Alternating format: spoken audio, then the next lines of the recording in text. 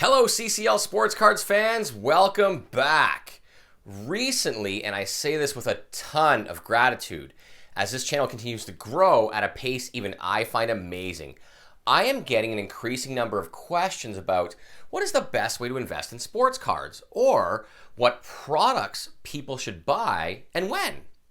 Now, while I haven't got it all figured out, nor do I think any of us who invest will not learn more as time goes by and will make new mistakes, I will share what I think are a couple of the best ways to invest in sports cards, or patterns I have recognized over time that I'm going to share with you. First of all, and I couldn't believe it took me over about 30 years of collecting to figure this out, sports cards have seasons. I mean, when I was a kid, Pavel Bure was scoring goals at an alarming pace. His cards were going up in every single issue of Beckett, so I bought them. Shout out to my Canadian fan base who collect hockey cards. Or in baseball, there were Ricky Henderson. He had just broken Lou Brock's record for steals. Beckett comes out, his cards rise. And I would buy. While over the longer term, that was a kind of a great deal, in the shorter term, I could have gotten far better prices on both of these athletes' cards. Just like planet Earth, there is spring, summer, fall, and winter. And as a youngster, I couldn't wrap my head around this concept and bought cards when I shouldn't have. And I wasted money, lots of it. I'll explain this using baseball cards again to further my previous analogy. You see, baseball cards, as best I can figure, are driven by two things: a player's production and hype. Now, there are other variables like when they get inducted into the Hall of Fame or championships, or as it relates to cards, new product releases, which also can translate into hype. But let's just digest the former. Baseball cards of players are at their peak March through October. The reason for this again is emotion. You see, a player who hits 3 home runs in a game like Tatis Jr. or Vlad Jr., then their prices rise in the coming days because we all feel we will miss out on the ensuing meteoric rise in the value of their cards because we fear they will keep going up and we will miss out.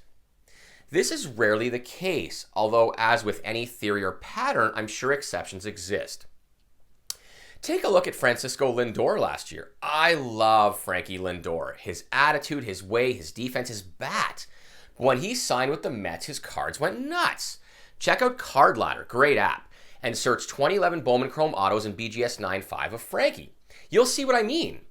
His cards slowly drifted down after that event, and the hype then quieted down, followed by a subpar season, even by his own standards, with the Mets, of course, further depressing his cards. Quite frankly, I like his cards down here, literally 65% off from peak to trough.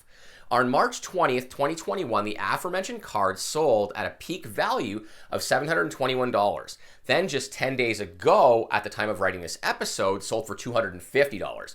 Frankie had a bad season, and now it is winter time.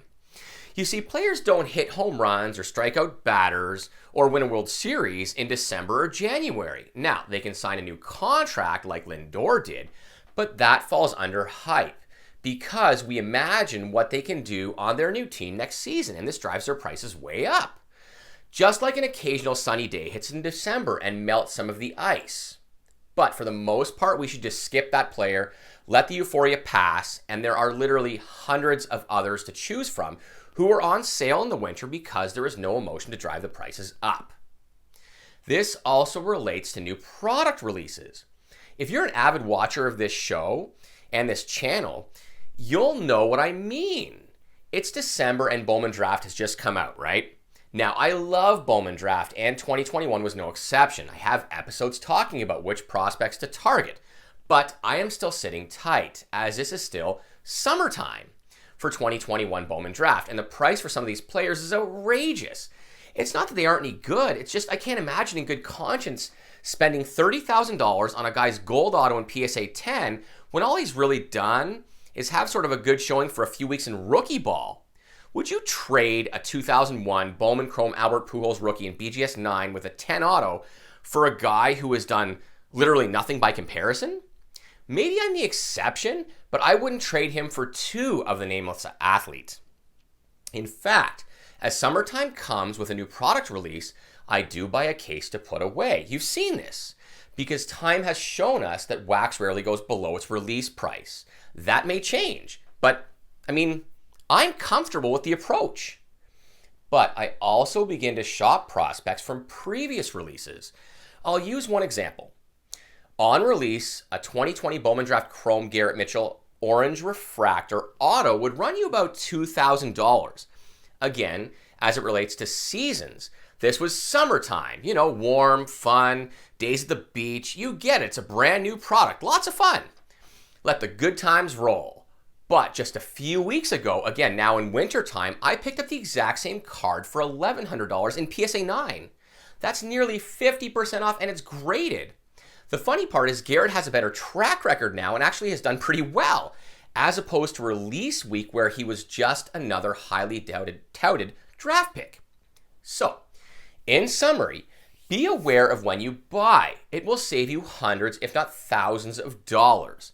And thank you all for watching. We have now hit 200 subscribers in just over 3 months of being on the air. This is an amazing accomplishment. And I wish I could thank all of you individually, but that's probably another episode at this point. As the list has grown so quickly, I can't begin to thank you enough, and I am extremely grateful. Remember, anything I say on this channel is strictly my opinion and should be taken as such. You guys have an awesome week.